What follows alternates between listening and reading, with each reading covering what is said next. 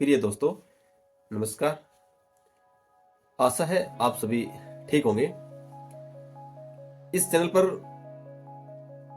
आपके लिए एक कहानी लेके आया हूं और मेरा विश्वास है कि इस कहानी को सुनकर के आप अपने जीवन में उसको उतारने का प्रयास करेंगे। कहानी का सार और उसके अंदर जो हमें अनुसरण करने वाली बातें हैं, आप उन पर ध्यान दीजिए।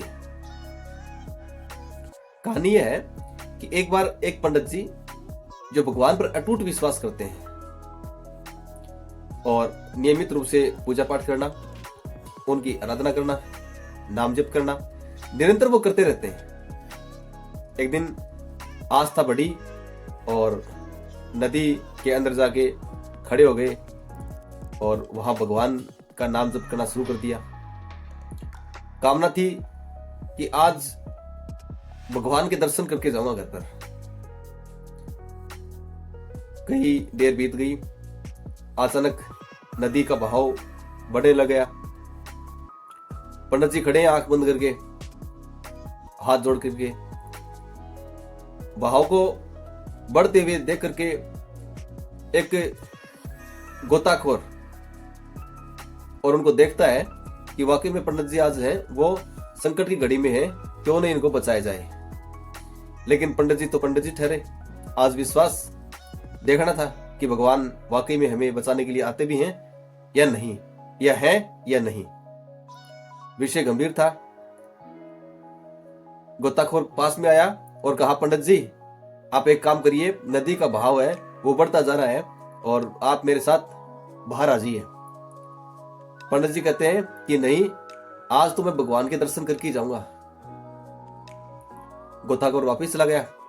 थोड़ी देर बाद एक नाविक आता है और अपनी नाव को उस पंडित जी के पास ले जाकर के कहता है कि पंडित जी ऐसा करो, बहाव ज्यादा आ गया है और आप यहां से मेरे साथ बैठ के और बाहर चलो। लेकिन पंडित जी का अटूट विश्वास था कि भगवान आएंगे तभी जाएंगे, अन्यथा जाना ही नहीं है।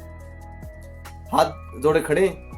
फिर एक पानी की जहाज चल के आई और आवाज लगाई कि पंडित जी बहाव पानी का बहुत तेज बह चुका है और आप एक काम करो, यदि आपको अपनी जान प्यारी है तो आप इस जहाज में बैठ करके बाहर चल सकते हैं। लेकिन पंडित जी तो फिर अटूट विश्वास में कि आएंगे तभी जाएंगे, अन्यथा यही रह जाएंगे। आज सरदा का बड़ा संकट की घड़ी में थी और थोड़ी देर बाद नदी का बहाव बढ़ गया। पंडित जी नदी में डूब गए और पहुंच गए भगवान के पास। अब भगवान से आमना सामना हुआ। भगवान बैठे अपनी धुन में। पंडित जी पूछते हैं कि मैंने तेरी इतनी पूजा करी, तेरा इतना नाम जपा और इतनी अटूट श्रद्धा और विश्वास था, और मैं बार बार यही कह रहा था कि तू मुझे बचा और तू बचाने के लिए स्वयं आएगा। लेकिन एक बात का उत्तर दो कि मुझे बचाने के लिए आप आए क्यों नहीं? यदि आप हैं तो आपको आना चाहिए था। मेरी भक्ति में कौन सी कमी थी कि आप आए नहीं? भगवान बड़े मायूस थे। बोले, भगत बात यह है, मैंने इस स्थिति को बिगड़ते हुए देख करके पहले एक गोताखोर का रूप ले गया और गोताखोर का रूप लेकर के आपके पास में आया और मैंने आपको बचाने का प्रयास किया, आपने मना कर दिया। उसके बाद मैं नाविक बन के आया और फिर एक बार प्रयास किया कि आपकी जान बच जाए, लेकिन फिर भी नहीं माने। उसके बाद मैं फिर एक जहाज लेकर आके आया और आपको फिर आवाज लगाई कि पंडित जी अब विकट घड़ी आ गई है, आप एक काम करो, इस जहाज में बैठ जाओ और मैं आपको बाहर छोड़ दूंगा। लेकिन फिर आपने वही हट पकड़ ली कि मेरे को लेने के लिए स्वयं भगवान आएंगे और नदी का तेज बहाव आपकी जान को ले गया। और दूसरी बात, भगत को समझाया कि भगवान से आमना सामना दैहिक रूप में हो ही नहीं सकता। और मैंने उसी इच्छा को पूर्ण करने के लिए आपके प्राण को हरण करना पड़ा। अब देखो आपसे हो गया आमना सामना। यकीन मानिए, अगर आप भगवान को मानते हैं या नहीं मानते हैं तो मान लीजिए, और यह भी मान लीजिए कि वो मानव के रूप में आपके आपके साथ हर समय उपलब्ध रहते हैं, क्योंकि इंसान में ही परमात्मा का अंश है। आप इनका महत्व समझें। समय समय पर जैसे ही आपके सामने कुछ समस्याएं आती हैं तो जरूर कोई इंसान आपकी मदद करने के लिए पहुंचता है।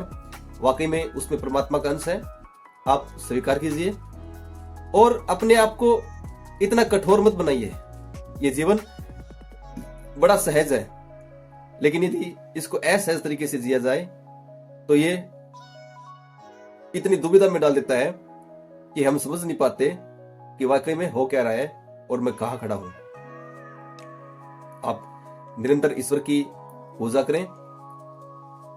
यदि आपकी आस्था है तो नाम जप करें, आपकी आस्था है तो दान पुण्य करें, लेकिन किसी की आत्मा को इतना मत सताइए, क्योंकि उस व्यक्ति की आत्मा में भी परमात्मा का अंश है और आप खो जाएंगे कहीं इस भीड़ में। धन्यवाद। मेरा ये विश्वास रहा है कि आप इसको वाकई में जीवन में उतारे हैं और आगे